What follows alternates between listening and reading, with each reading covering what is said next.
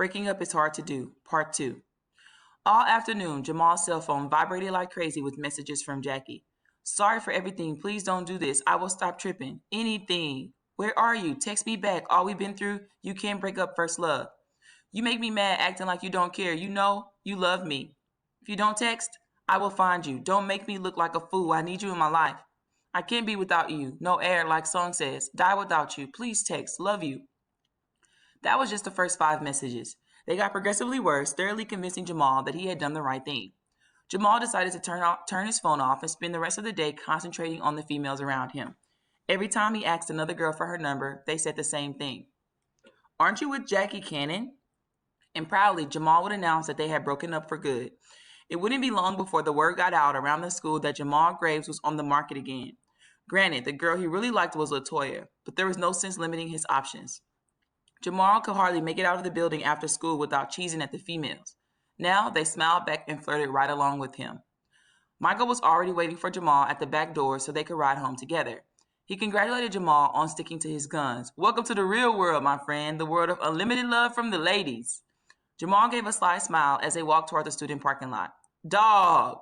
Michael suddenly yelled, pointing ahead. Your car! Jamal could hardly believe his eyes. There was his ride, his baby, looking like something that should be in a junkyard. All 4 tires were flattened.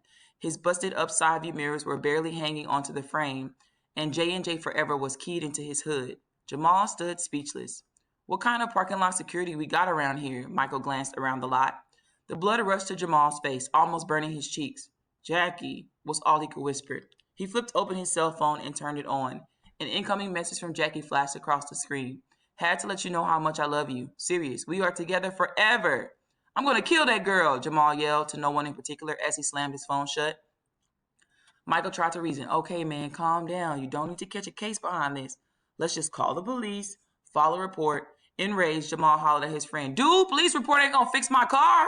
Okay, but she was stupid enough to put her initial in it. Maybe you can go on Judge Mathis or something and get your money back, all right?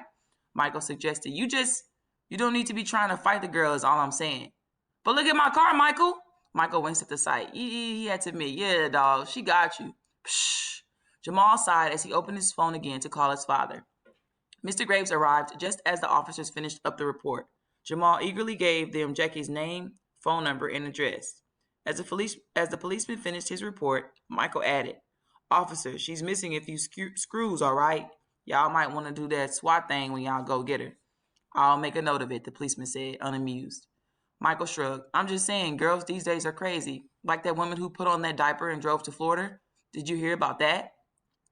Mr. Graves grabbed the officer's attention before he had a chance to respond to Michael. Mr. Graves asked what else could be done to resolve the situation and get Jamal's car fixed. The officers said that they could indeed press criminal charges against Jackie. And as far as the money went, they could sue Jackie for damages, but they would only be able to collect if Jackie had money to pay. Otherwise, all the courts could do was enter a judgment against Jackie and withhold any tax refund she might get after she turned 18, assuming she would get a job. The officer advised, your best bet is just to file it with your insurance. Mr. Graves nodded and thanked the officer for his work on the scene. Then he turned his attention to Jamal. You know what that means, don't you? What? Jamal asked. It means it's going to be a minute before we can get this car together because we only have liability insurance, which doesn't cover violent girlfriends. All we can do now is have it towed home until whenever you get the money to fix it. Son, I don't know how many times we've told you to leave that girl alone. I know, Dad. I broke up with her today. That's what caused all this. Mr. Graves closed his eyes and swallowed his lecture. Let's go home. Jamal called his mother, who was out of town on business, to let her know what happened. Mrs. Graves didn't take the news well. I hope they arrest her. She's crazy and she does not need to be on the streets. That night, as Jamal lay in his bed, thinking about the day's drama, he wondered how he had missed all the signs about Jackie. He had known that she could be a possessive liar, but he never dreamed she would damage his car. She knew how much he loved his baby and how hard he'd worked to get it in running condition. Now he had to start some serious saving, and now Jackie would probably end up getting some kind of record for vandalism. He wondered if she could still get into college with a misdemeanor on her record. Would she get in trouble at school too? Common sense told Jamal that he shouldn't care what happened to Jackie, but in his heart he did. He couldn't stand Jackie, but he didn't want to see her locked up. The Jackie he fell in love with was nice, shy, vulnerable. Somewhere deep down inside, the old Jackie was probably still alive. Yet she would have to suffer the consequences right along with the mean, domineering Jackie who had been born sometime during their relationship. Almost asleep when he heard the neighbor's German shepherd barking frantically. At first, he thought there was probably a cat or something nearby, but then he heard his name, Jamal. What the? Jamal, love you. I gave you everything. Talk to me, okay? This girl is crazy for real. Jamal scrambled to his window. He wasn't quite sure what to say to Jackie, but he figured she at least deserved to be cussed out one good time. With his mother away on business and his father working the night shift, Jamal was ready to take it to the streets with Jackie.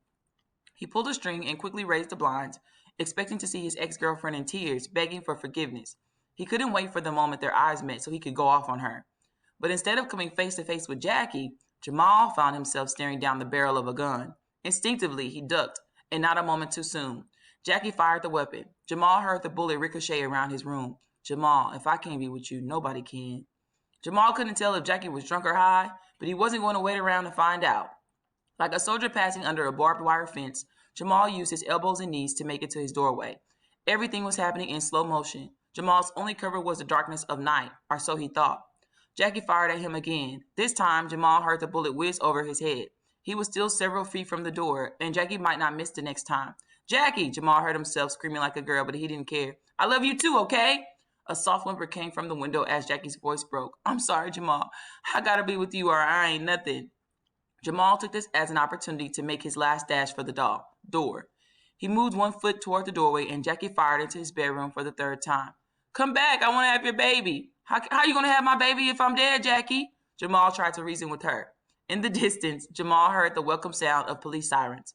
They got closer and closer until it was clear that they had come to rescue him. I'm going to jail.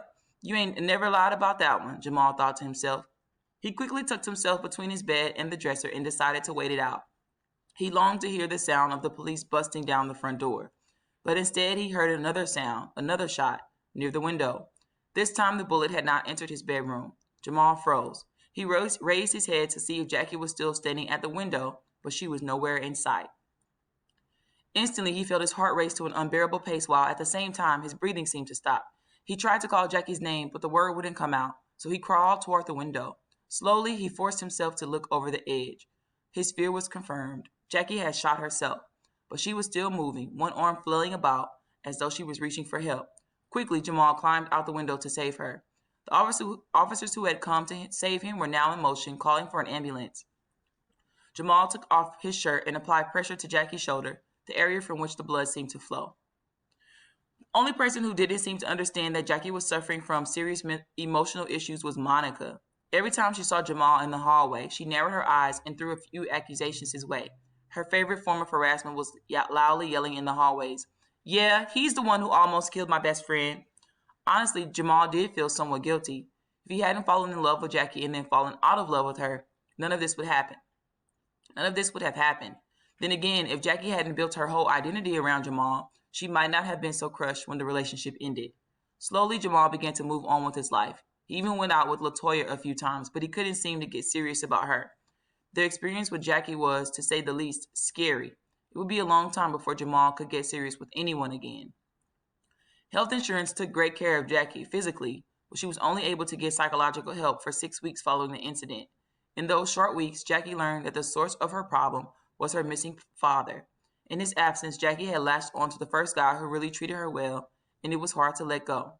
But knowing the problem and fixing the problem are two different things. When the insurance ran out, Jackie's mom had no choice but to pull Jackie from the counseling sessions. Jackie is still looking for someone to love her. The end.